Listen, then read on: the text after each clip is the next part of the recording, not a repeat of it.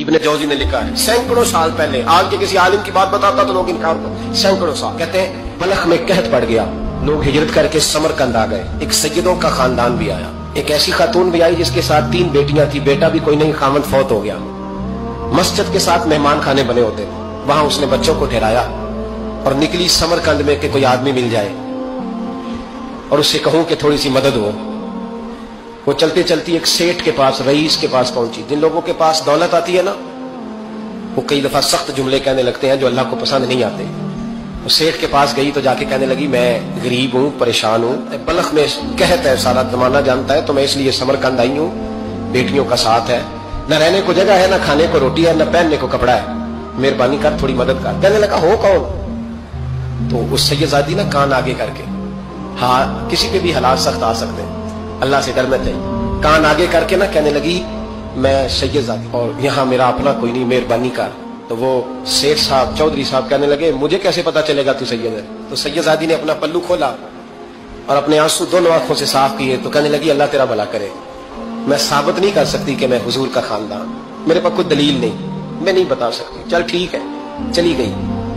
किसी ने बताया कि यहाँ एक यहूदी भी रहता है, वो बड़ा सखी है, या आतिश परस्त है, या पारसी है काफिर गैर, सखी बड़ा है। उसके पास गई, बैठी रही, लोग बैठे थे, जब चले गए तो करीब गई, कहने लगी मजबूर हूँ, परेशान हूँ, गरीब नहीं हूँ। कहने लगा बीबी तुझे कभी देखा नहीं, समरकंद की इतनी आबादी नहीं, मैं सारे शहर, तू कौन है? तो कहने लगी तारुफ ना ही पूछे तो अच्छा है। उसने कहा चलो अगर पता चल जाए तो। कहने लगी मैं मुसलमानों के नबी की औलाद हूँ, मुसलमानों। उसने कहा पैगंबर खुदा की औलाद। उठ के खड़ा हो गया, बीबी को साथ लिया, घर गया। कहने लगा जो साफ सुथरा कमरा है ना उसे फिर धो डालो, एक दफा फिर धो डालो। कमरा धुलाया, साफ कराया। फिर कहने लगा बीबी मेरे बर्तन ज्यादा साफ सुथरे नहीं, मैं नए ना खरीद के ला दूं। फिर नए बर्तन लाया। फिर अपने बच्चों से कहने लगा ऊंचा ना भूलना, ये सैयदा फातिमा की शराबियां आई, यहाँ कोई शख्स ऊंची बात ना करे। फिर कहने लगा बीबी जो मेरा बिल्कुल तैयब और हलाल रिज़्क़ है ना, ये उसमें से लंगर है, लेकिन चूंकि मैं गैर मुस्लिम हूं, मुझे सलीके नहीं आते, जैसा तैसा भी हो ना इसे कबूल कर लेना। खातून को कहने लगा ये घर है, जब तक जी चाहे यहां रहना, और देखना हो सके तो रात अपने नबी से सिफारिश करना, मेरा भी कोई मसला, मेरी भी कोई कबूलियत कहीं हो जाए।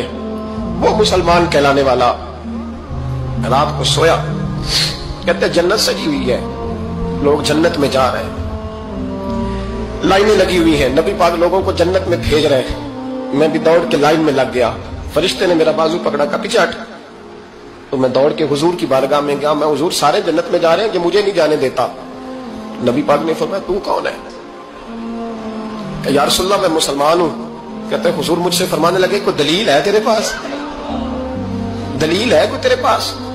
मैं चुप कर गया। फरमाया मेरी बेटी तेरे दरवाजे पर आ ही गई थी तो तू दलीलें पूछने लग गया था।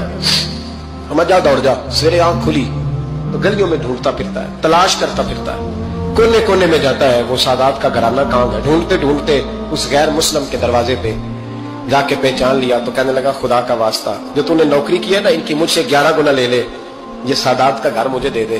तो कहने लगा कल तू आता तो शायद बात और होती, आज बात और है।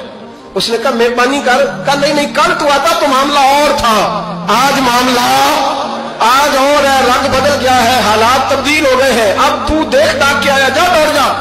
कहने लगा नहीं मेहरबानी कर, दे दे।